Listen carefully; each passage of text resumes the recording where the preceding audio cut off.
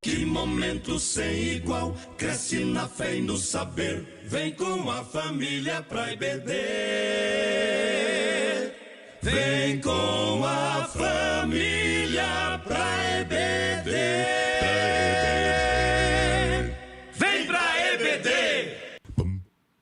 Meus prezados e queridos irmãos em Cristo Jesus, eu vos cumprimento com a doce paz do Senhor. Quero vos convidar para nós entrarmos na presença do nosso Deus, fazendo uma oração. Incline a sua cabeça e juntamente comigo, oremos ao Criador de todas as coisas. Senhor Deus e Pai, Criador dos céus e da terra, em Ti e para Ti são todas as coisas.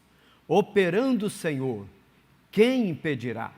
E estamos aqui nesta manhã, com o nosso coração alegre, feliz, agradecidos ao Senhor pela salvação da nossa alma, pelo privilégio de sermos Teus filhos, pela oportunidade de poder entrar ou adentrar na Tua santa e augusta presença e expressar a Ti o nosso amor, a nossa gratidão e dizer-te o quanto amamos e do desejo que há nos nossos corações em vivermos uma vida que glorifique, que enalteça, que exalte o Teu santo nome. Cria em mim, ó Deus, um coração puro, dai-nos cada dia uma vida de perseverança na Tua presença. Eu louvo a Ti pela graça salvadora, pelas ricas bênçãos espirituais com que o Senhor tem nos alcançado. E neste trimestre, Senhor, onde temos o privilégio de estudarmos a Tua palavra baseada na Epístola aos Efésios. Eu louvo a Ti, ó Senhor, por ter nos dado a Tua palavra, por ela ter chegado aos nossos ouvidos, descido ao nosso coração, e que ela, misturada com a fé, vem produzindo e possa produzir cada dia mais louvor e glória para o Teu santo nome.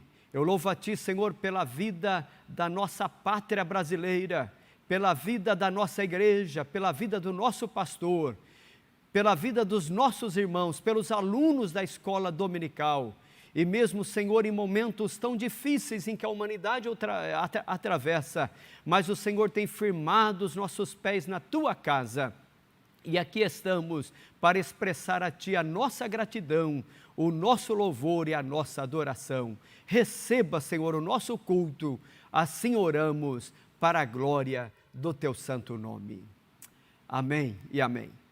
Meus queridos irmãos, pela bondade e misericórdia do Senhor, nós estamos reunidos nesta manhã do dia 3 de maio de 2020, agora 9h02, estamos aqui para estudarmos a nossa quinta lição desse trimestre que está sendo uma riqueza, uma sublimidade para a igreja brasileira, maiormente para a Igreja Assembleia de Deus, onde estamos estudando a carta aos Efésios e tendo como um tema principal desse nosso estudo sobre a igreja eleita.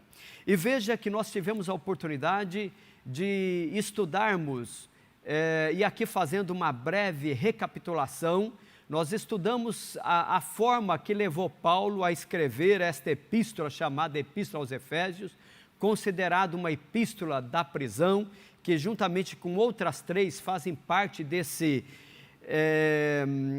conjunto de epístolas chamado Cartas da Prisão. Tivemos a oportunidade de vermos a questão política, cultural desta cidade a qual Paulo escreve. Passamos depois sobre a lição já de número 2, sobre a doxologia, o hino de ação de graças que Paulo entoa ao Senhor com 202 palavras, a maior sentença que a Bíblia tem, trazendo ali um louvor de enaltação ao Senhor. E na lição de domingo passado, nós tivemos a oportunidade de estudarmos mais precisamente quando Paulo se coloca de joelhos e ele entra em oração ao Senhor, agradecendo a Deus pela igreja, pela vida dos irmãos em Éfeso.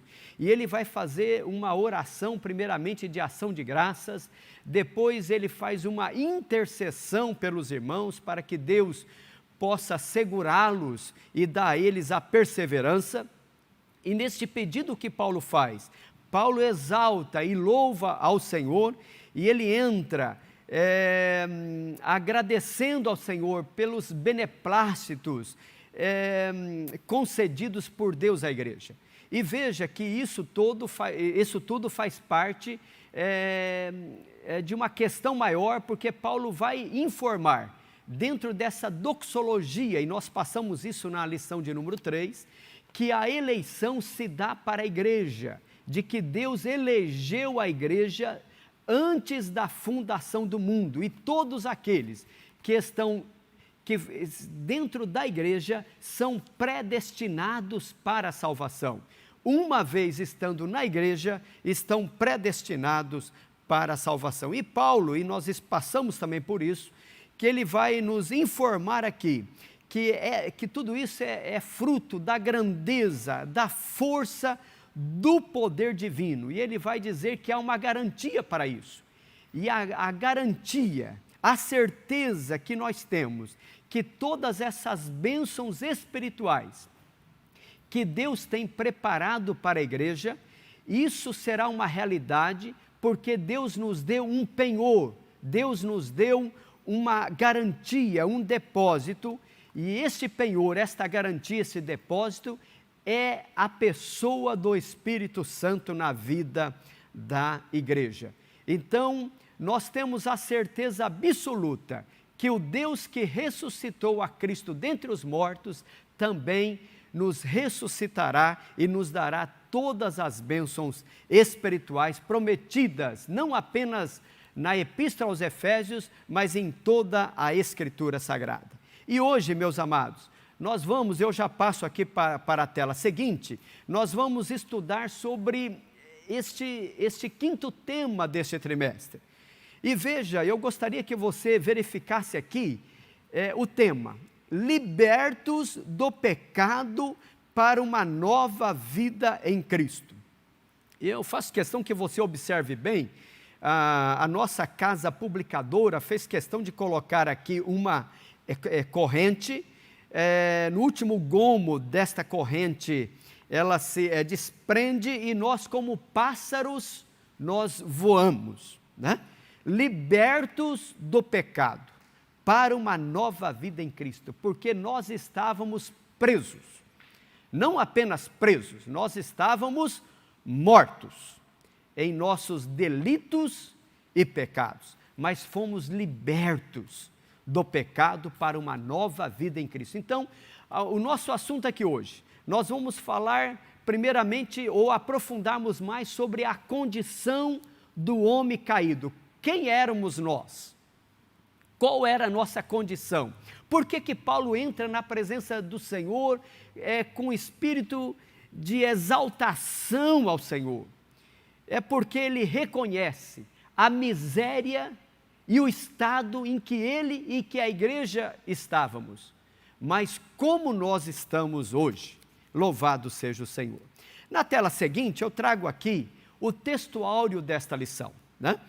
Veja que o textuário é a parte que mais brilha, eu gosto desse textuário baseado em Efésios 2, mais precisamente o versículo 4, ele pega também uma parte do 5, mas veja que o versículo 4, ele começa com uma conjunção adversativa, é a palavra que nós damos isso em português, uma conjunção adversativa, quando ele vai dizer mais Deus, e esta palavrinha mais Deus talvez seja o resumo, e daí é o porquê o nosso textuário, aqui é uma mudança, uma ruptura, mais Deus, quer dizer, nós estávamos mortos, mais Deus, isto faz a diferença em todo o nosso viver. Talvez o resumo do Evangelho está aqui, mais Deus, que é riquíssimo em misericórdia, pelo seu muito amor com que nos amou, estando nós ainda mortos em nossas ofensas,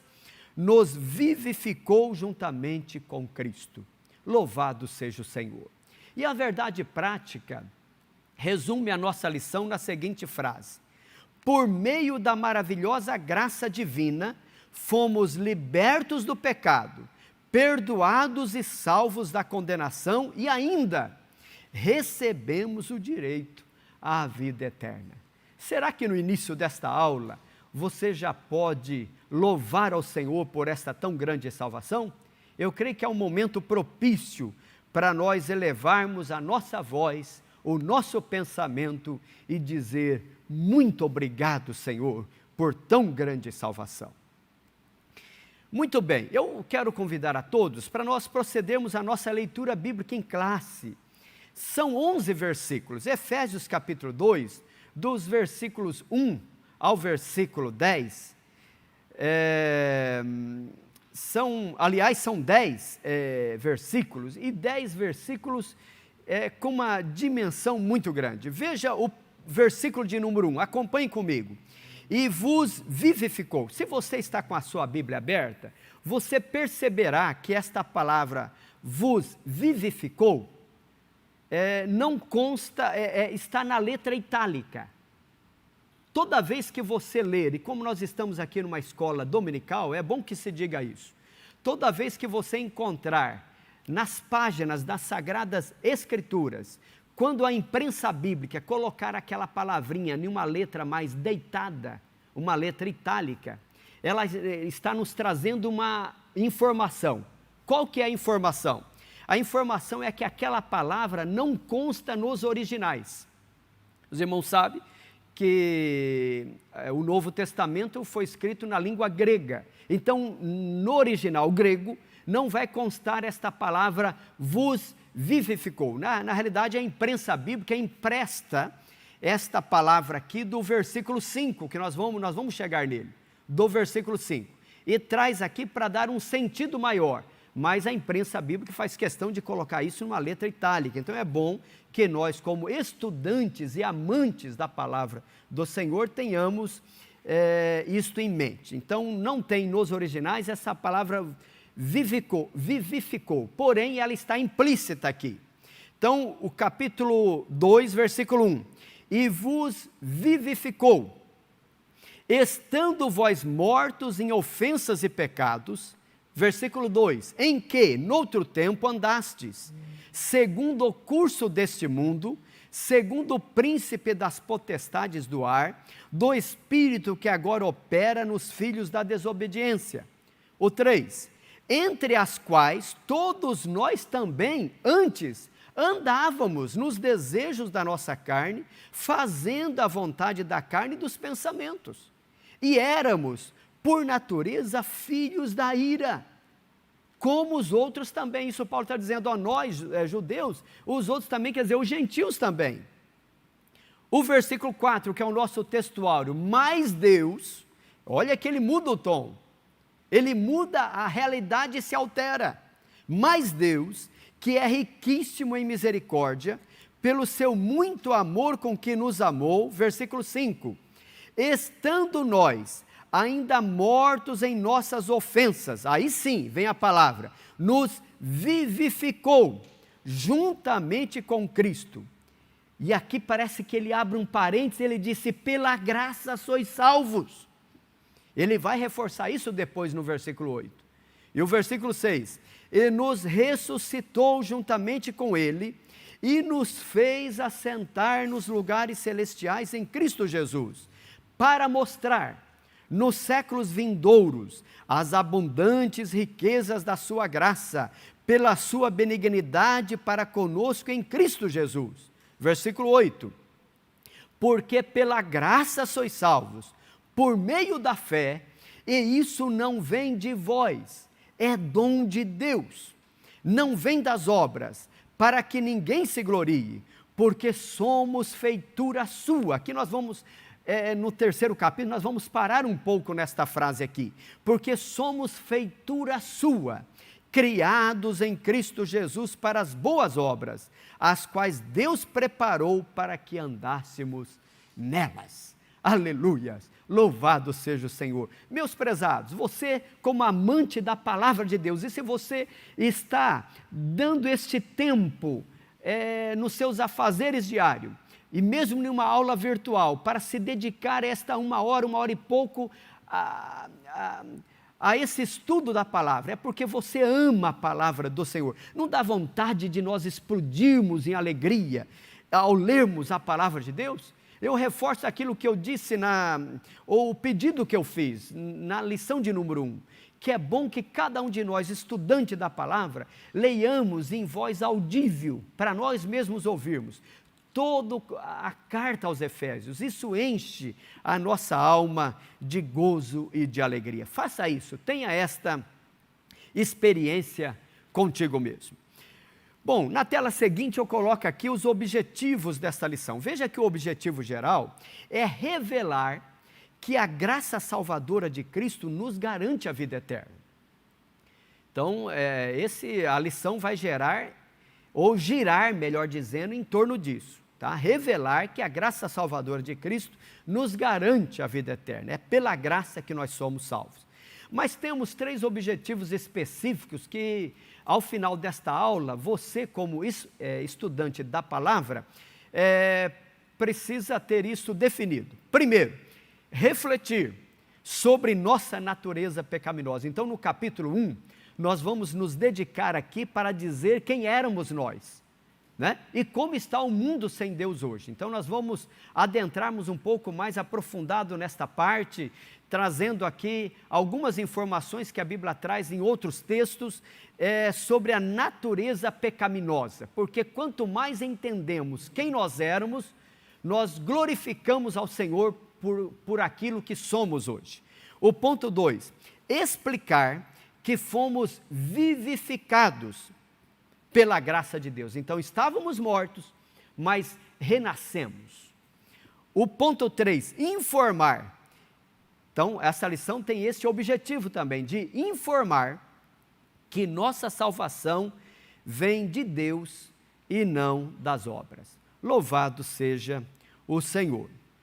Pois bem, eu quero, portanto, vos convidar para nós partirmos, então, para o capítulo 1 da nossa lição, que vai nos falar sobre a antiga natureza morta em ofensas e pecados. Talvez é bom que se diga, muitas traduções, em vez da palavra ofensa, traz aqui a palavra delitos. Talvez a palavra delitos, ela tenha assim uma força maior para mostrar o que nós éramos, né? Então, antiga natureza morta em delitos e pecados. Eu gostaria já de fazer aqui um parênteses para dizer o seguinte. A Bíblia, ela vem assim o tempo todo nos demonstrando que o homem, ele caiu da graça de Deus. A Bíblia diz, porque todos pecaram e destituídos estão da glória de Deus. O homem perdeu esta comunhão, porque assim, Deus, ele tem os seus princípios da sua criação, que foram colocados e previamente determinados.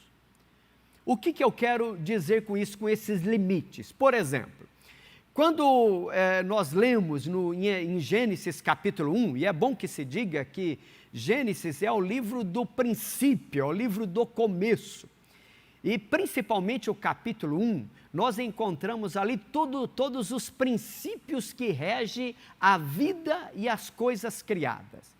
Por exemplo, quando Deus disse à água produza peixes, e a água produziu os peixes, de tal forma que os peixes não podem ou não conseguem viver fora da água. Peixe que é peixe vive na água. A água é o seu habitat, a água.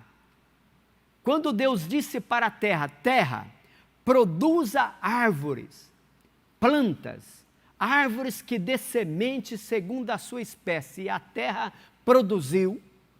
Esse é um princípio, e de tal forma que toda planta precisa da terra. Se você tirar uma planta da terra, é como você tirar um peixe da água, morre. Quando Deus disse para o firmamento, ou no firmamento ele cria os astros, as estrelas, os satélites, e de tal forma que astros, estrelas, satélites, eles foram criados e foram colocados para estarem no firmamento. É inconcebível aceitar um astro fora do firmamento, esse é um princípio, está ali. Mas quando Deus fez o homem, e o homem foi a última coisa criada, portanto nós dissemos que o homem é a coroa da criação, porque o homem foi criado segundo a imagem e semelhança de Deus. Olha bem, a única coisa criada, segundo a imagem e semelhança de Deus, fomos nós, seres humanos. E quando Deus criou o homem à sua imagem e semelhança, o princípio é que este homem foi criado para viver em comunhão com Ele. O homem foi criado para ter comunhão com Deus. Nossos primeiros pais, eles tinham comunhão, de tal forma que céus e terra era quase que uma mesma coisa. Todas as tardes, por ocasião da viração do dia, Deus vinha falar com o homem. E o homem tinha o privilégio de falar com o Pai Celestial. Olha que privilégio, o homem vivia em comunhão. O que foi o pecado? O pecado foi uma rebelião. Porque a história que a Bíblia conta é que houve uma rebelião no universo. E que nós, seres humanos, nós rompemos com Deus, nós aceitamos a astúcia do rebelde, nos aliamos ao rebelde e nos rebeliamos contra o Criador. Houve uma ruptura, nós que tínhamos paz com Deus, passamos a ser inimigos de Deus. Nós perdemos ali a comunhão. E a ordem de Deus é: a alma que pecar, essa morrerá. Quando o homem perdeu a comunhão, o homem morreu para com Deus. Porque viver fora da comunhão é deixar de ter vida. Porque vida é a vida vivida com Deus. Assim como o peixe não vive fora da água, assim como uma planta não vive sem a terra, assim como os astros devem estar no firmamento, o ser humano foi criado para viver em comunhão com Deus. Tudo que sair fora disso é disfuncional. Está fora do propósito para qual foi criado. Então nós vamos ver aqui, em Efésios capítulo 2, Paulo dizendo o estado de miséria que ficou o homem. Quando o homem perdeu esta comunhão, quando ele rompe com Deus e se alia ao rebelde, se rebelando contra o Criador. Pois bem, então vamos ver aqui a nossa condição anterior.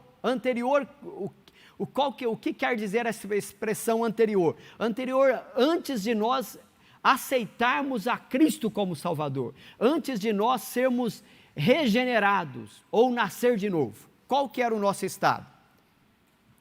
Bom, o homem em sua natureza decaída, você pode ver aqui nesse gráfico mais amarelado, o homem em sua natureza decaída é diagnosticado como morto. Né? Ele deixou de ter vida, porque a vida plena é a vida de comunhão com Deus. Veja que o conceito é de morte moral e espiritual, porque o homem, ele passou a ter uma inversão de valores, né? O certo passou a ser errado, o errado passou a ser certo, né? A sua mente foi contaminada com esse vírus chamado pecado. Então o conceito é de morte moral e espiritual provocada pelo pecado, separando o homem de Deus. Veja que a Bíblia vai nos informar lá em Tiago, né, capítulo 1, e o versículo de número 15, esse é um versículo interessante, Tiago capítulo 1, e o versículo de número 15 diz assim: depois, havendo a concupiscência concebida, dá à luz o pecado. E o pecado, sendo consumado, gera a morte. Veja que Isaías capítulo 59, eu fiz questão de colocar aí esta citação, Isaías 59, o verso 2, veja que vai falar lá que são as nossas iniquidades que fazem separação ou divisão entre nós e o nosso Deus. E os vossos pecados, disse Isaías, encobrem o rosto de Deus de nós, para que não nos ouça. Então, o pecado é um mal, o pecado é uma tragédia, a raça humana está debaixo de uma tragédia chamada pecado. A condição nossa de pecadores é uma condição terrível. O apóstolo Paulo, por exemplo, ele vai nos escrever lá em Romanos, capítulo 3, melhor dizendo, capítulo 3, a partir do versículo 10, ele vai citar ali qual que era o nosso estado de miséria. Talvez se você tem a Bíblia na sua mão, abra comigo. Romanos 3, o versículo 10. Talvez eu poderia até ter colocado aqui na tela, para isso ficar mais claro. Mas veja o que diz, Romanos capítulo 3, versículo 10. Como está escrito, não há um justo, nenhum sequer. Você já pensou? Não há um justo, nenhum sequer? Então não adianta o homem bater no peito, o homem sem Deus bater no peito e dizer eu sou justo. A Bíblia afirma que não há um justo sequer, veja o versículo 11, não há ninguém que entenda, não há ninguém que busque a Deus. Você já pensou o que é viver em uma sociedade onde não há ninguém que entenda? Ninguém entende nada. Você já pensou uma geração desta? Não há ninguém que busque a Deus. Olha o 12, todos se extraviaram e juntamente se fizeram inúteis. Meu Deus, Nenhuma geração, nenhuma sociedade em que todos são inúteis, em que todos se extraviaram. Olha a continuação do versículo 12, não há quem faça o bem, não há nenhum só. Olha o 13, a sua garganta é um sepulcro aberto, com a língua tratam enganosamente, peçonha de áspades está debaixo dos seus lábios. Isso é uma tragédia, mas é assim o estado que a humanidade ficou sem Deus. Olha o 14, cuja boca está cheia de maldição e amargura. A humanidade só abre a boca para falar maldição, E quando abre a boca só tem amargura e lástima. Olha o 15, os seus pés são ligeiros para derramar sangue. É assim que ficou a humanidade. O pecado nos levou lá para o lodo, levou para um abismo profundo, deixando o homem em um estado de miséria.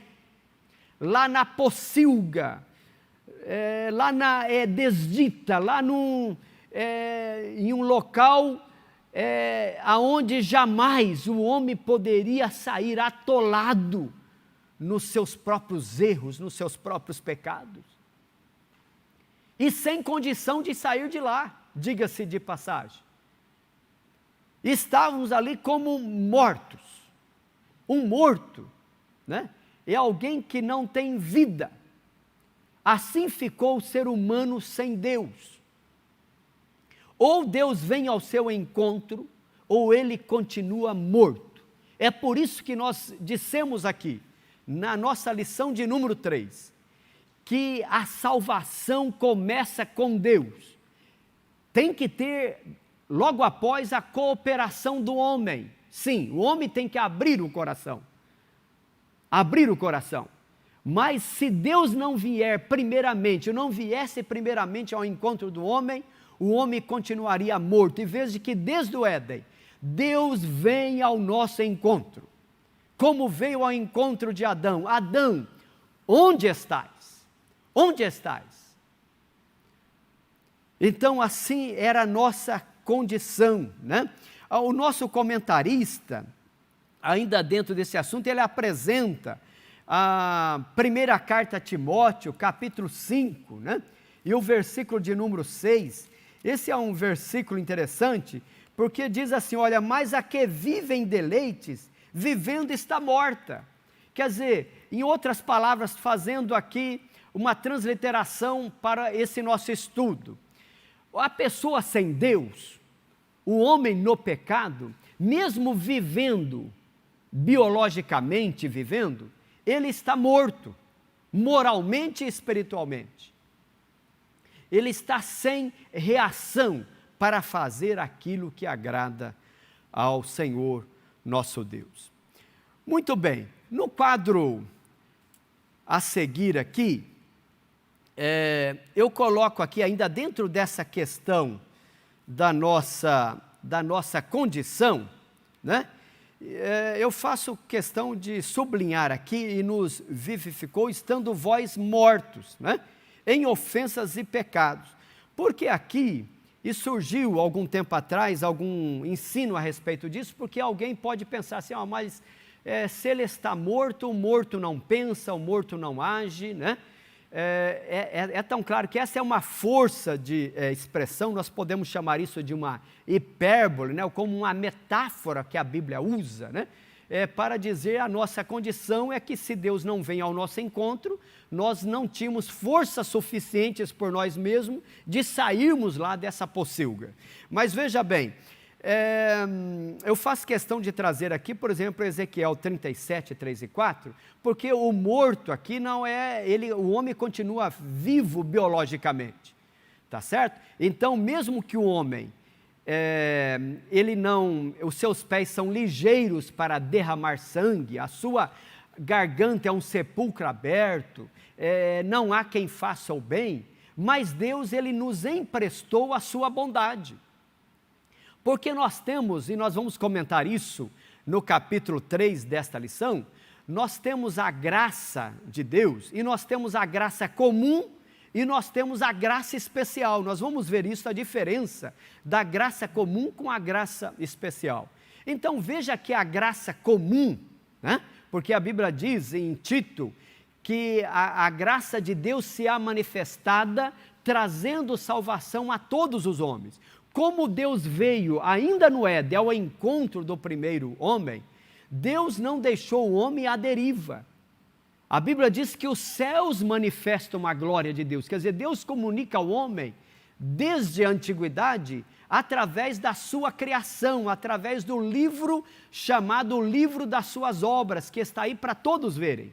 Mesmo antes de termos o livro escrito, o homem já tinha o livro das obras, o livro das maravilhas feitas pelo Senhor.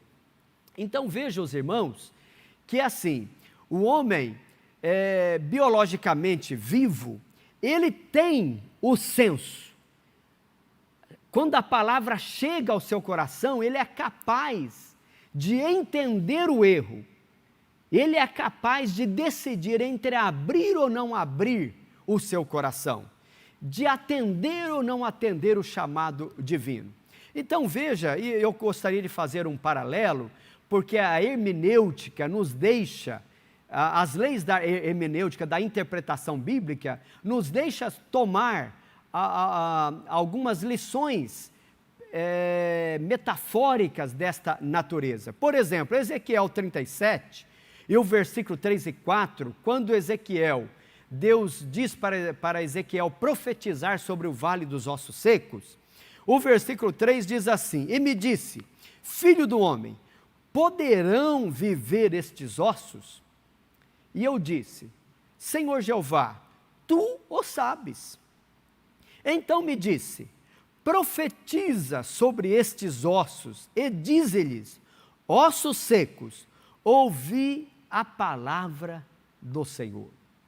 E talvez a pergunta que esse texto de Ezequiel faz mas será que ossos secos podem ouvir?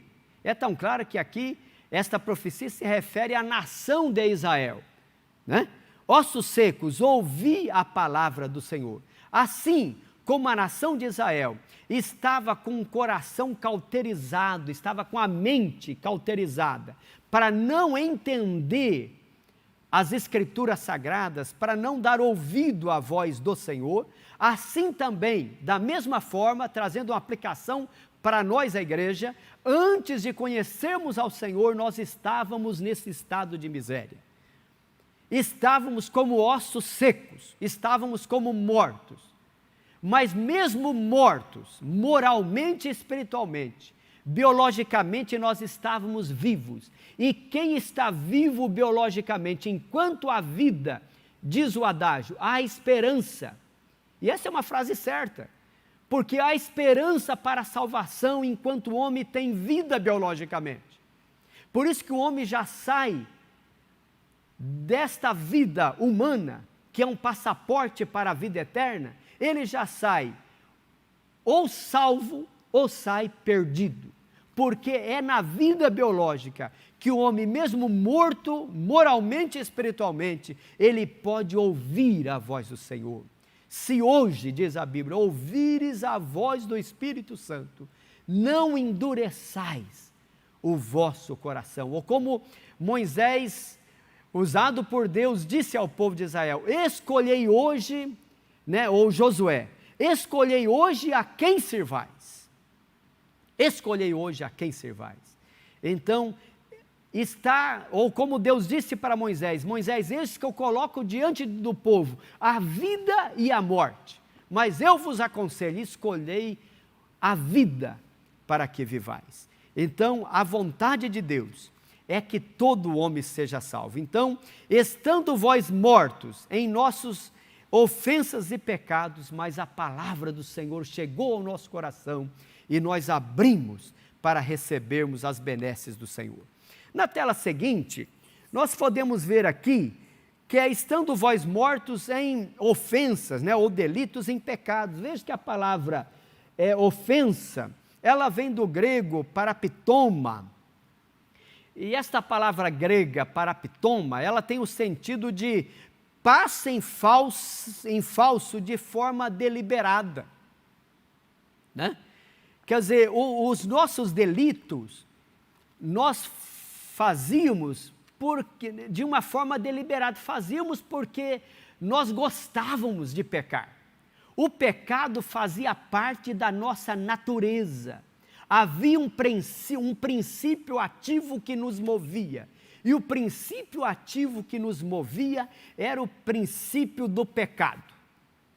Mas Paulo vai dizer depois que a lei do Espírito da vida nos libertou da lei do pecado e da morte. Quer dizer, mudou-se o princípio ativo. Mas outrora, nós pecávamos de uma forma deliberada. Nós andávamos em passos largos em direção ao pecado.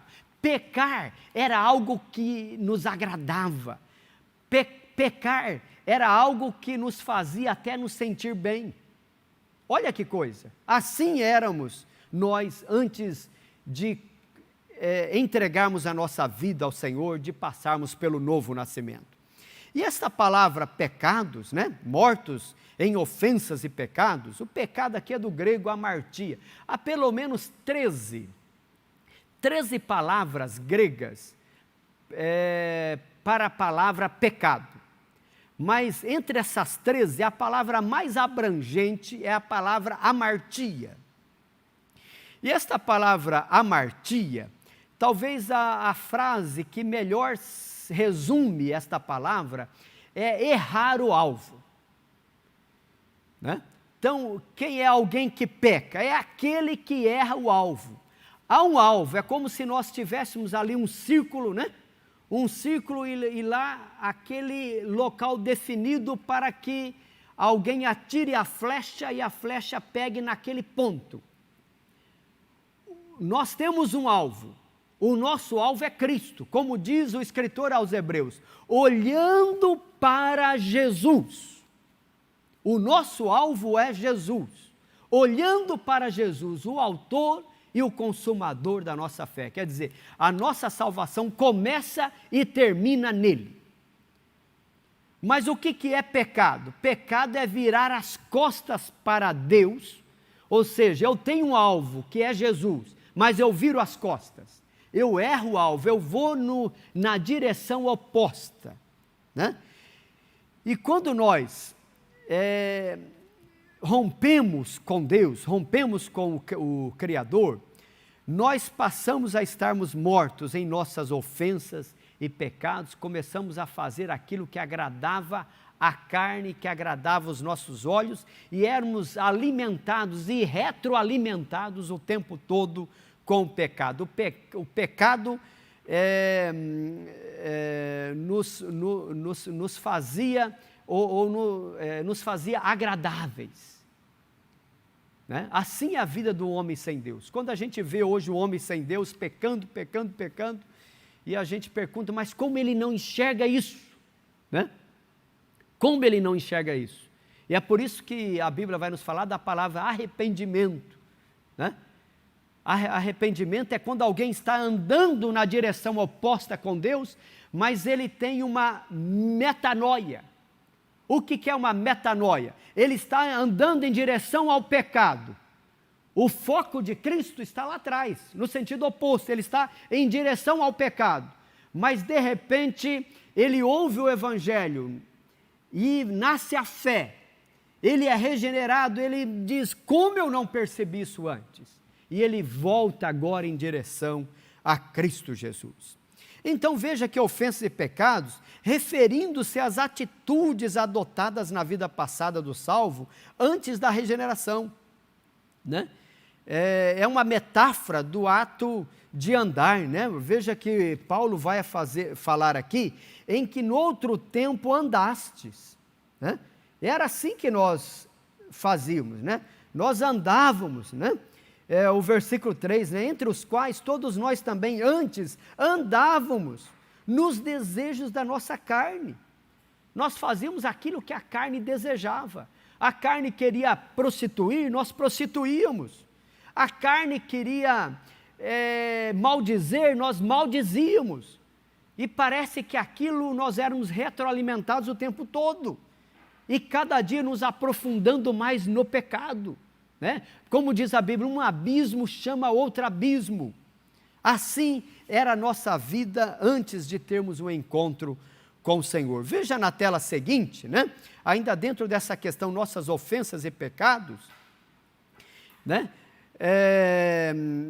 Andaste segundo o curso deste mundo, porque nós sabemos que o mundo, a Bíblia diz que o mundo jaz no maligno.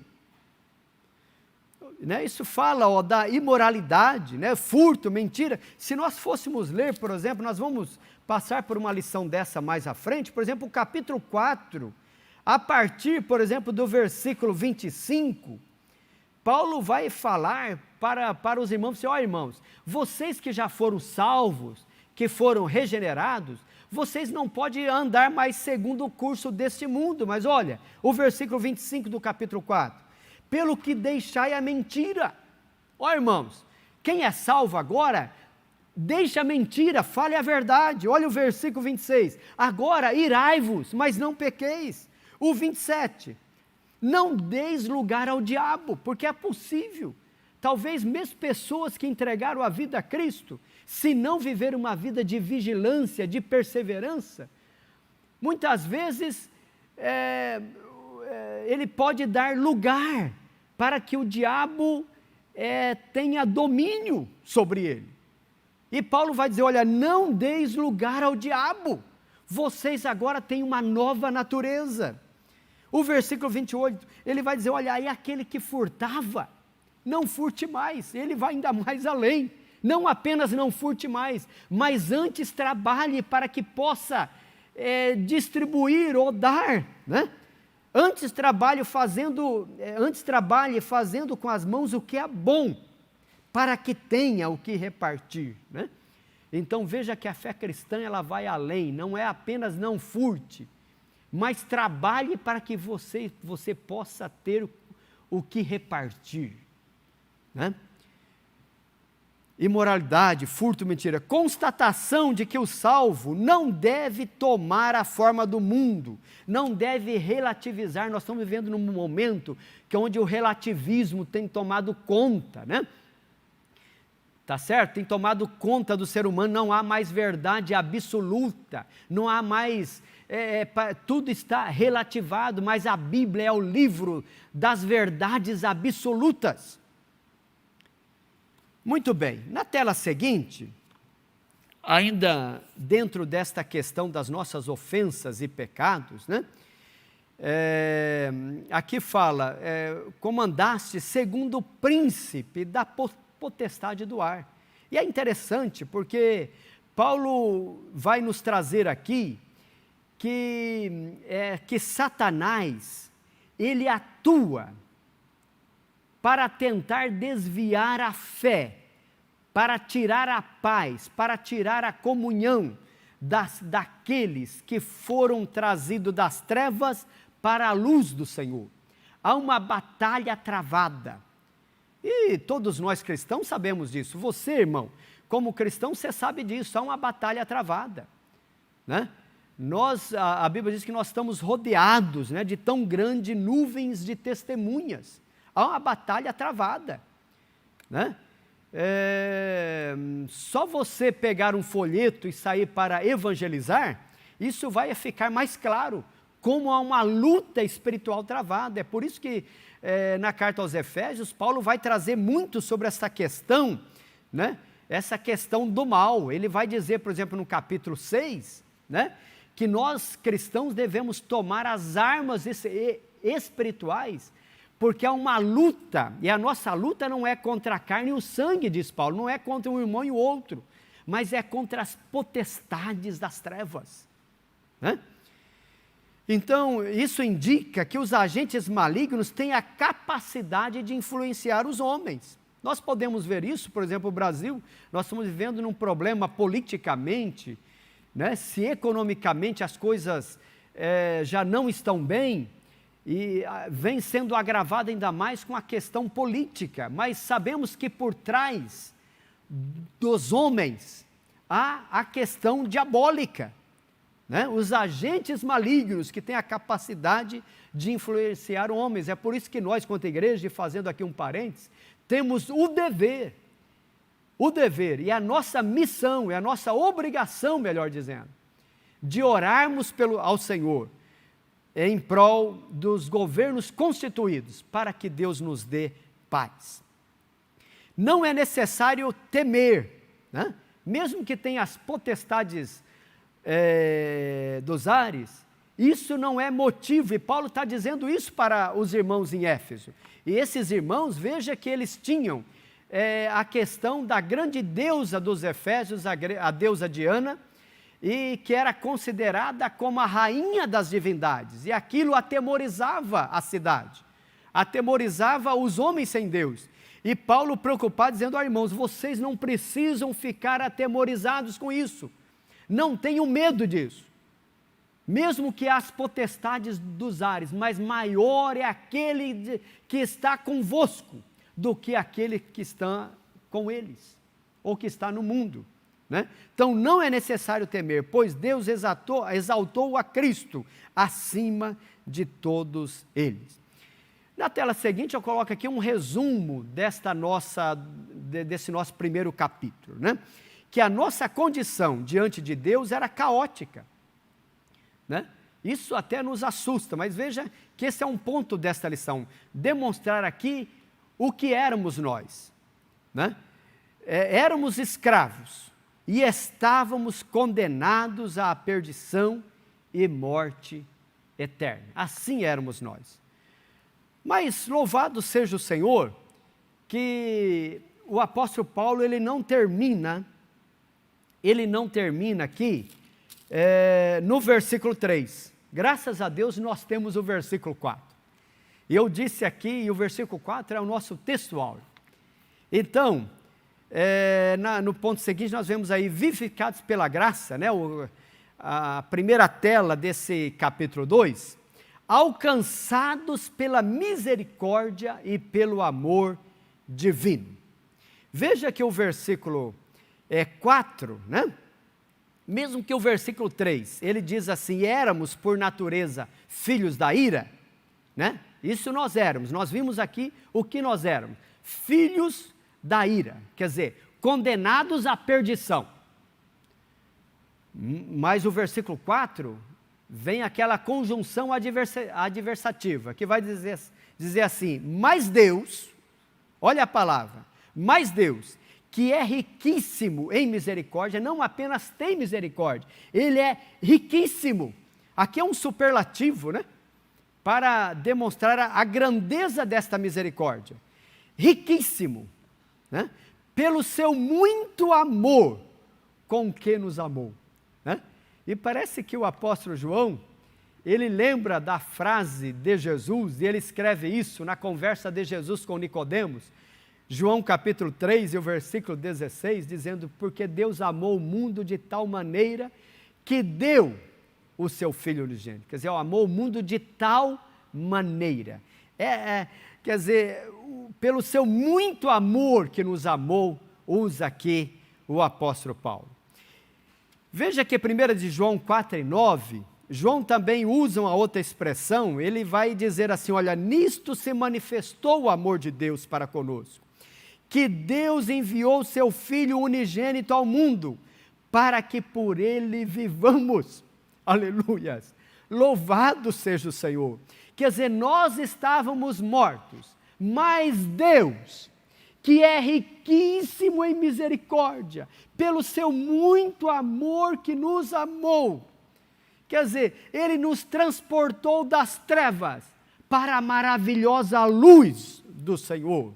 Aleluia, aleluias, louvado seja o Senhor pela sua bendita e poderosa palavra. E aqui, irmãos, a história nos conta, né, e talvez alguns irmãos até já ouviram essa expressão, se você já ouviu, que reforce isso no seu coração, né, o Nicolau Copérnico, a história vai nos informar que ele mandou esculpir na sua sepultura, né? Tão claro, isso antes da sua morte, ele fez esse pedido que fosse esculpido lá na lápide da sua sepultura, né? Dizendo o seguinte, olha, eu não quero a graça de Paulo, não quero o favor concedido a João, eu só quero a misericórdia oferecida ao ladrão da cruz. Aleluias. Eu só quero a misericórdia oferecida ao ladrão da cruz. Porque assim, quando a gente olha para a vida de Paulo, para a vida de João, né? Homens que realizaram tão grandes coisas, talvez alguém pode ser tentado, olha, foi salvo porque fez muitas coisas. Mas e o ladrão da cruz? E eu e você? O que nós fizemos para a salvação? Absolutamente nada. Aleluia. Aleluias. E é interessante a gente ver, porque essa palavra misericórdia, né? Que vai dizer, mas Deus que é riquíssimo em misericórdia. Irmãos, essa palavra misericórdia é assim. Nós até usamos de um para com o outro, nós dizemos, irmãos, tenha misericórdia de mim. Essa é até uma força de expressão, porque é impossível ao homem ter misericórdia do outro. Eu posso até ter compaixão, dó, eu posso ter pena, mas misericórdia é uma palavra que só é atribuído à divindade, à Trindade. Só Deus pode ter na raiz da palavra misericórdia. Veja que misericórdia, né, segundo o pastor Severino Pedro, um dos teólogos do movimento pentecostal, já falecido, e era aqui inclusive do nosso estado de São Paulo, ele escreve em uma das suas obras que misericórdia vem da palavra miserere e vem da palavra cor, que é coração. Quer dizer, é você sentir a miséria do outro no seu próprio coração. Misericórdia. Sentir a miséria do outro. Só Deus pode sentir na sua plenitude as nossas próprias misérias. Aliás, A Bíblia diz que Jesus se fez pecador por nós. Ele levou sobre ele as nossas misérias. Aleluia. É isso que Deus fez por mim e por você, né? Louvado seja o Senhor. Na tela seguinte, o ponto 2, vivificados por sua graça. Veja que fala assim, né, o versículo 5, estando nós ainda mortos em nossas ofensas, né, nos vivificou juntamente com Cristo.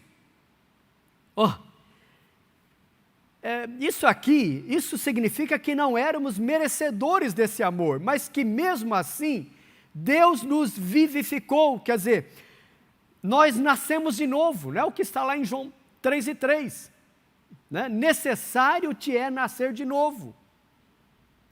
Quer dizer, mesmo não tendo merecimento nenhum, mas pela misericórdia, Deus sentindo a nossa miséria, e por um ato livre, espontâneo e deliberado de sua parte, Ele vem ao nosso encontro, né? Nós abrimos o coração a esse encontro, e a fé entrou no nosso coração, e nós passamos a ter uma nova vida em Cristo. Então não estamos mais mortos, pois Cristo nos deu vida outra vez. Tudo isso não é mérito nosso, né? E reforçando aqui algo que já comentamos esses dias atrás, ninguém, ao chegar no céu, vai poder bater no peito e dizer, eu estou aqui porque mereci. Não, senhores. As nossas obras, os nossos adjetivos, os nossos predicados, eles não passam de trapo de imundícia, né? Eu até citei aqui que essa expressão de Isaías, trapo de imundícia, é mais do que um pano sujo, que você limpou o chão, e você depois deixa ali, quem sabe dá até para lavar e reutilizar.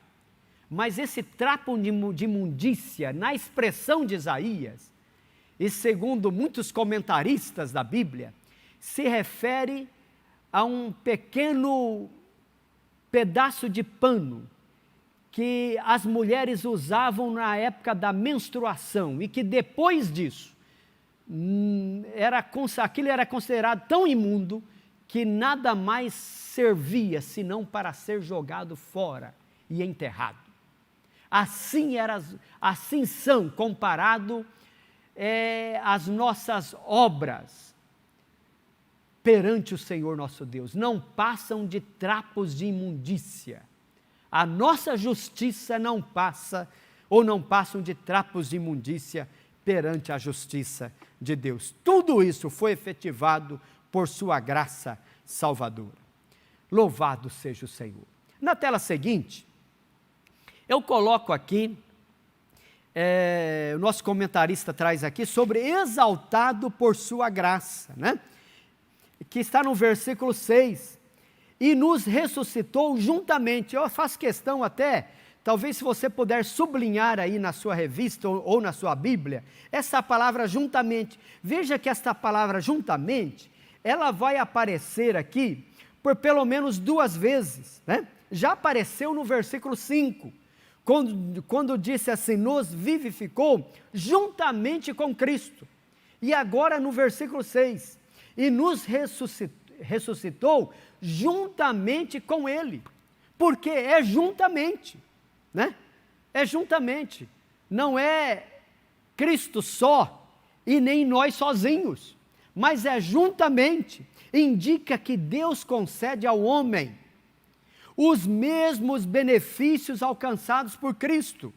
A ressurreição, a vida eterna, o galardão nos céus. Aleluia! Veja, irmãos, o privilégio que nós temos. É algo, como disse Paulo, que não subiu ao nosso coração. É algo que o olho não viu, que o ouvido não ouviu. É o que Deus tem preparado para os seus. Porque quando Cristo ressuscitou, pela fé, nós ressuscitamos com Ele. E nos ressuscitou juntamente com Ele. E mais. E nos fez assentar nos lugares, faltou a palavra, nos lugares celestiais em Cristo Jesus. Acrescente aí, assentar nos lugares celestiais em Cristo Jesus. Aleluia. E veja, irmãos, que isso é tão lindo, porque assim, eu coloco na tela seguinte, eu vou colocar aqui, apenas, olha, vamos ver o livro de, aliás, eu acabei não colocando aqui, mas eu quero pedir para você, abra sua Bíblia, por exemplo, no livro de Apocalipse. Apocalipse, olha, a partir do capítulo 2, ainda dentro dessa mesma tela aí, Apocalipse capítulo 2, a partir do versículo 1, até capítulo 2 e 3, nós encontramos as 7 cartas de João às igrejas da Ásia. As 7 cartas. E veja que cada carta a uma dessas igrejas, o apóstolo João termina dizendo uma promessa de Deus para os vencedores, para nós. Isso não era apenas para aquela época, é para mim e para você. Promessas de Deus para mim e para você. Por exemplo, olha o que diz o capítulo 2 de Apocalipse, versículo 6. Apocalipse, no capítulo de número 2, o versículo 7, o versículo 7. Ao que vencer, olha que coisa, dar-lhe-ei a comer da árvore da vida, que está no meio do paraíso de Deus. Olha, essa é a promessa de Deus para quem vencer. O privilégio de comer da árvore da vida. Esse é um assunto muito rico, não é o intuito aqui entrarmos neste particular. Veja nesse mesmo capítulo, o versículo 12, agora para a igreja de... o versículo 11, agora para a igreja de Esmirna. A primeira foi para a igreja de Éfeso, A segunda para a igreja de Esmirna, versículo 11. O que vencer não receberá o dano da segunda morte. Você sabe o que representa isso? Não receber o dano da segunda morte é promessa para mim e para você. Olha ainda o capítulo 2, agora para a igreja de Pérgamo, o versículo de número 17. Ao que vencer, darei eu a comer do maná escondido, e dar-lhe-ei uma pedra branca, e na pedra branca um novo nome escrito, o qual ninguém conhece, senão aquele que o recebe. Você pode louvar a Deus por esta promessa? Aleluia. Hoje eu chamo Mário, mas qual será o meu nome lá nos céus de glória? Aleluias. Aleluias. E veja que o nome, isso aqui identifica também qual que será o nosso papel, o nosso ofício, Aqui se refere também qual que será a nossa posição nos céus de glória. Veja ainda dentro do capítulo 2, na quarta carta à igreja de Tiatira, veja o versículo 26, e ao que vencer e guardar até ao fim as minhas obras, eu lhe darei poder sobre as nações. Olha que promessa. Poder sobre as nações. Hoje o homem briga e se matam por causa de poder, mas Deus dará a mim e a você, dará à igreja, poder sobre as nações. Aqui certamente uma promessa se referindo ao milênio. O capítulo 3, agora para a igreja de Sardes, veja o versículo 5, ao que vencer, será vestido de vestes brancas, e de maneira nenhuma riscarei o seu nome do livro da vida. Olha a igreja de Filadélfia, ainda no capítulo 3, agora o versículo 12. A quem vencer, eu o farei coluna no templo do meu Deus, e dele nunca sairá, e escreverei sobre ele o nome do meu Deus e o nome da cidade do meu Deus, a Nova Jerusalém. E eu gostaria de terminar com a 7ª carta, à igreja de Laodiceia. Talvez aqui entre essas promessas é aquela que pelo menos para mim mais me encanta, que eu fiz questão de colocar aí nesta tela. Capítulo 2 é o capítulo 3, né? É o capítulo 3 e o versículo 21. Eu acabei não colocando aqui na tela. 3 e 21, está assim, está aqui. Ao que vencer, lhe concederei que se assente comigo no meu trono, assim como eu venci e me assentei com meu Pai no seu trono. Olha, meus amados, você já pensou numa promessa dessa? Lhe concederei que se assente comigo no meu trono. Olha a promessa que está reservada aos salvos, à igreja. Assentar com Cristo no seu trono. Aleluias. Vivificados pela graça. Aleluias. E é por isso, meus irmãos, que eu trago aqui, agora resumindo, né, esse tópico 2, a síntese desse capítulo 2, dizendo assim: o pecador passou da morte para a vida por meio da graça divina, concedida por obra da misericórdia e do grande amor de Deus. Não há mérito nenhum em nós. Não, senhores. Tudo isso é fruto da misericórdia do Senhor nosso Deus para conosco. Vamos caminhar agora para o capítulo 3 da nossa lição, que vai nos falar sobre a salvação não vem das obras. E eu creio que esse aqui é um ponto, meus amados, que eu gostaria que você refletisse comigo e nós tenhamos isso muito claro aos nossos corações. A salvação não vem das obras, né? A Bíblia vai nos informar isso em Efésios capítulo 2, o versículo 8, né? Porque pela graça sois salvos, por meio da fé, e isso não vem de vós, é dom de Deus. O que é dom de Deus? É só a graça, é só a fé, ou é a graça e a fé? Né? A Bíblia vai nos trazer o sentido de que tanto a graça quanto a fé é um dom de Deus. Graça e fé é um presente de Deus. Ou Deus se manifesta a nós e o Evangelho chega aos nossos ouvidos e a fé nasce em nosso coração, ou nós estaremos perdidos. Veja que esta palavra graça, e depois vamos comentar um pouquinho sobre a fé, né? Veja que a palavra graça, ela vem do grego charis, da onde vem, né, ou segundo alguns, cariz, da onde vem carisma, né, também, né? O charis é o favor imerecido. Talvez a forma melhor de traduzir a palavra graça é favor imerecido. É tão claro que talvez essa expressão graça imerecida nem arranha a extensão e a profundidade desta palavra graça. A palavra graça é muito mais do que favor imerecido, mas talvez essa seja uma forma de menor abreviarmos esta palavra, favor imerecido. Isso mostra que a iniciativa para tornar possível a salvação veio da parte de Deus. É Deus quem toma a iniciativa de vir ao nosso encontro, né? Ele que se revela a nós. A salvação, ela inclui então a libertação da morte, da escravidão do pecado e da ira vindoura. Então veja que salvação não é apenas libertação da morte, não, senhores, né?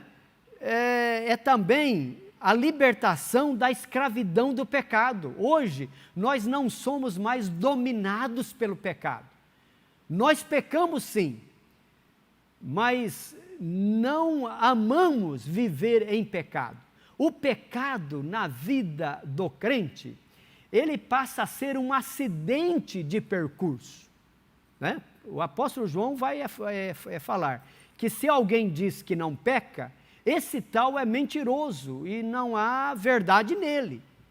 Nós pecamos sim, mas nós não amamos o viver no pecado. O pecado é um acidente de percurso para nós.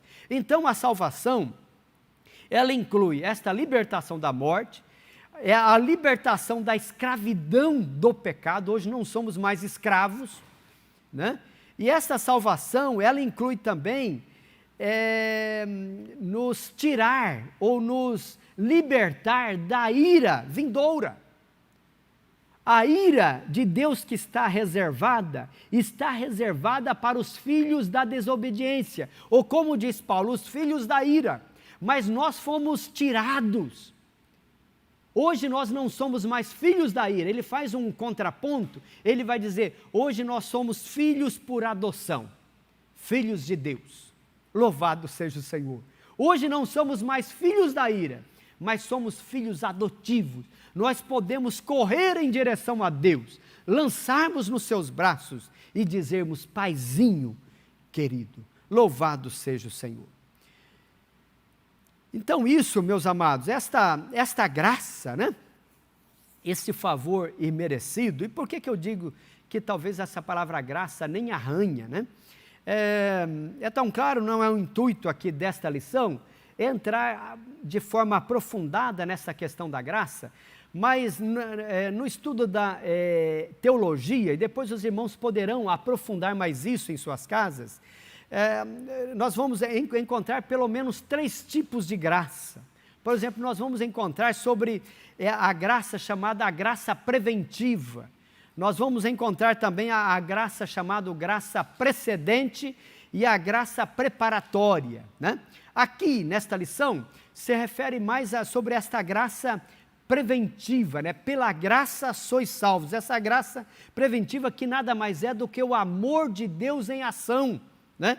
Quer dizer, é Deus tomando a iniciativa em relação ao homem caído, né? Não apenas no sentido aqui de propiciar a salvação, mas também aqui no sentido de habilitar esse homem a recebê-lo e de ser atraído a ele, porque essa graça é aquela que nos atrai. Aleluia! Nós somos atraídos por Deus, né? De tal forma que diante de Deus nós nos rendemos, né? Nos lançamos aos seus pés e nos rendemos e dizemos, Senhor, eu não mereço, mas é pela tua misericórdia. Senhor, eu sei quem eu sou pecador, eu sei quem tu és santo, e se eu estou aqui e ousando falar contigo, é porque o Senhor abriu um parêntese para me aceitar na tua presença. Louvado seja o Senhor. Então esta graça preventiva de Deus, louvado seja o Senhor. Na próxima tela, ainda dentro desta questão da graça, né? A graça como meio da salvação, então coloca aqui que é por meio da graça que Deus ativa, olha bem, é por meio da graça que Deus ativa o livre-arbítrio e capacita o pecador para que responda com fé ao chamado do Evangelho. Então a graça é como um gatilho, né? É como um gatilho que ativa o nosso livre-arbítrio. E quando nós ouvimos o Evangelho, agora nós damos ouvido ao Evangelho e ali nasce a fé. E esta fé nasce porque Deus veio ao nosso encontro. Então, tanto a graça quanto a fé só é possível pela iniciativa de Deus. O ser humano é livre para escolher entre os 2 caminhos, salvação e perdição. Sua liberdade não foi eliminada. E a graça pode ser resistida, sim. Há pessoas que mesmo ouvindo o Evangelho, ele endurece o coração. Então a fé é a resposta à graça de Deus, através da qual recebemos a salvação. Alguém chega a dizer que a fé é a mão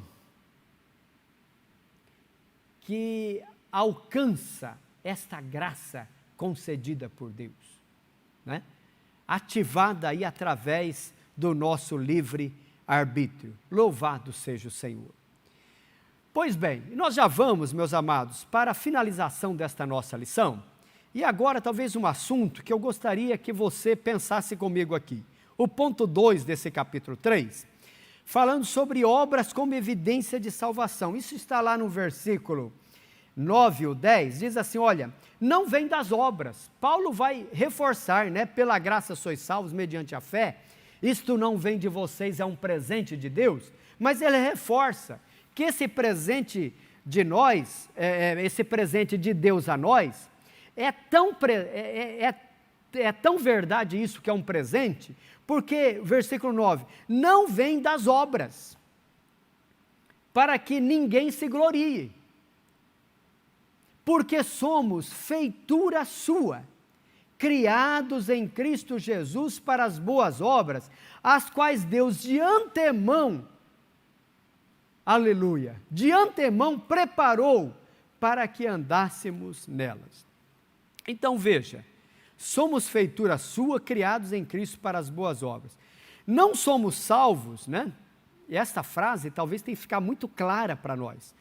Não somos salvos por meio das obras, mas como evidência da salvação, praticamos boas obras. Então eu não sou salvo porque eu pratico boas coisas. Não, senhores. Agora, todo salvo, por ser salvo, automaticamente, ele vai praticar boas obras, né? E veja que esta palavra, né, somos feitura, né? Essa palavra feitura, eu gosto desta palavra, porque no grego aqui, esta palavra ela tem a mesma raiz da palavra poema, ou da palavra poesia. Olha que coisa, né? Somos feitura, quer dizer, somos poesia, somos composição, né? Ou somos uma obra de arte de Deus. Aleluia, somos feitura sua, somos como uma poesia de Deus. Olha o cuidado de Deus para comigo e para com você. Aleluia. Somos esta obra-prima de Deus, obra de arte de Deus, né? Então, as quais Deus de antemão, né, preparou, que veja que até as boas obras, né, nós não podemos acreditar para nós, porque até as boas obras Deus preparou de antemão. Sim, senhores, até as boas obras de antemão Deus preparou para que andássemos nelas. Nem as boas obras podemos tomar o crédito para nós. Nós temos que ter cuidado, porque há muitos cristãos que entram na presença de Deus em oração. Olha que coisa, em oração. E tem a ousadia de dizer para Deus, Senhor, o Senhor sabe quanto eu sou fiel a Ti. Será que eu e você não já tivemos esta ousadia? De entrar diante de Deus e dizer, olha Senhor, eu sou fiel a Ti. Ó Senhor, veja como eu tenho crédito diante de Ti. Irmãos, é que ainda bem que Deus não leva em conta as nossas palavras, não é verdade? Porque nós não temos mérito nenhum. Por mais que nós façamos, nós não merecemos a salvação, não merecemos os céus. Isso é fruto única, exclusivamente da misericórdia de Deus. Diante de Deus, nós caímos de joelho e dizemos, Senhor, eu não posso, mas Tu podes. Aleluia.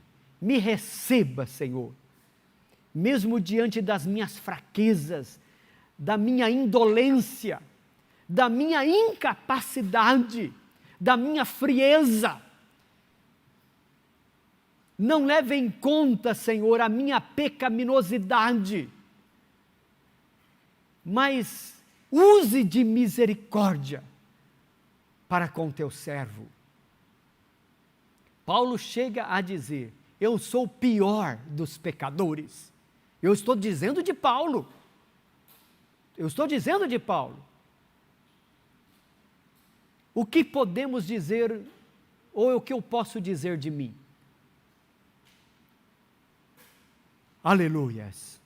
Mas é a misericórdia do Senhor, porque Deus nos modelou, e hoje na casa de Deus, nós somos como essa obra de arte, aleluia, de tal forma que o Pai Celestial, através do filtro da pessoa de Jesus de Nazaré, Ele olha para mim e para você, e a justiça de Cristo se completa em nós, aleluia, e de tal forma que nós que somos injustos, passamos a ser justos por conta de Cristo.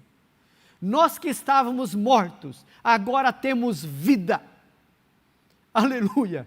Nós que ofendíamos a Deus, e que pecávamos deliberadamente, hoje o pecado passa a ser apenas um acidente, mas hoje quando nós pecamos, o Espírito Santo comunica conosco, e nós rendemos aos pés do Senhor, e clamamos por misericórdia, aleluia. Ser cristão é ser alguém rendido diante de uma cruz vazia, reconhecendo a misericórdia daquele que tudo fez por nós. Louvado seja o Senhor pela sua bendita e preciosa salvação. E o resumo deste capítulo 3, na tela seguinte, diz que a salvação é graça divina por meio da fé. As obras não são o meio, mas o resultado de nossa salvação. E eu concluo, meus amados, essa lição, já na tela aqui final, dizendo que Paulo deixa claro que antes da regeneração, nós éramos filhos da ira e condenados à perdição eterna. Por ato do amor divino, por meio de sua maravilhosa graça, nos tornamos filhos por adoção. Aleluias! E essa gloriosa salvação nos foi concedida independente de nossas obras. E a partir da salvação, passamos a praticar boas obras que glorificam a Deus, nosso Pai Celestial. Que Deus em Cristo nos ajude, que o amor de Deus possa continuar derramado em nossos corações e que nós possamos reconhecer quem éramos, o que somos, e a partir do que somos, possamos cada dia vivermos uma vida de santificação, exaltando e glorificando aquele que tudo fez e tudo faz em prol da nossa vida.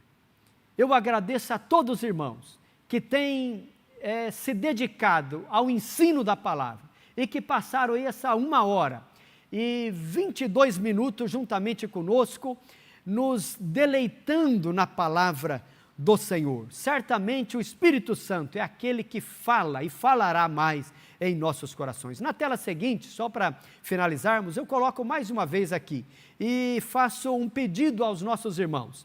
Você que está nos ouvindo agora, nós temos na nossa igreja, pelo menos, temos outros, mas pelo menos 2 canais no YouTube vinculados à nossa igreja. O canal oficial da nossa igreja, IADERP. Entra lá, se inscreva no canal. Eu louvo a Deus que já estamos aqui com 2.900 inscritos. E gostaria que hoje nós passássemos aqui de 3.000 inscritos. Se você não é inscrito ainda no canal da IADERP, entra lá. IADERP, você que já está no canal, clique e se inscreva no canal para que você possa receber as atualizações. Nós temos pelo menos 63 vídeos já disponível no canal da nossa igreja. Logo abaixo eu coloco também o canal do CAPED. O CAPED é o Centro de Aperfeiçoamento Pedagógico de Professores da Escola Dominical aqui da cidade de Ribeirão Preto. E se inscreva, nós temos lá 679 inscritos, creio que nós podemos chegar e passarmos a casa aí dos 1.000 inscritos, e ali também nós temos algumas aulas que são ministradas. Por exemplo, colocamos ontem a aula da professora Thaís, uma aula voltada para as nossas crianças, são ali pelo menos 20 minutos de uma aula especial sobre a criação para as nossas crianças. Vale a pena você pai, você mãe se inscrever e ter acesso também a estas aulas. Que Deus em Cristo nos abençoe. Incline a sua cabeça e nós vamos estar orando ao Senhor nosso Deus. Senhor bendito, obrigado, Senhor, pela tua grande salvação, por tua graça salvadora, pelo teu amor derramado em nossos corações de uma forma abundante. Nós reconhecemos quem éramos, reconhecemos que não tínhamos direito nenhum a esta salvação, porque nós rompemos contigo, nós nos aliamos ao rebelde, nos tornamos inimigos do Senhor, mas o Senhor veio ao nosso encontro, aleluias. E não apenas veio ao nosso encontro, mas o Senhor nos deu o privilégio de termos acesso ao teu Evangelho. Obrigado, Senhor, por tão grande maravilha com que o Senhor tem nos amado, a tal ponto de colocar fé nos nossos corações, de nos dar a regeneração, de nos dar a justificação. E hoje, Senhor, nós temos o privilégio de gozarmos de uma paz contigo, de termos comunhão com os céus. Obrigado por esta comunhão tão especial. Há um desejo, Senhor, nos nossos corações, de vivermos cada dia para glorificarmos o teu nome. Nos oriente como filhos, assim nós oramos, em nome e para a glória do Senhor Jesus. Amém e amém. Estudar a Bíblia, estudar a Bíblia, estudar a Bíblia na escola dominical. Estudar a Bíblia, estudar a Bíblia, estudar a Bíblia na escola dominical. Vem mais de Deus aprender, fortalece e faz crescer. É domingo de manhã na EBD. Os jovens aprendendo, adultos sim estão, também os pequeninos, as crianças. Que legal! Oh, que momento sem igual, cresce na fé e no saber, vem com a família pra EBD. Vem com a família pra EBD. Vem pra EBD.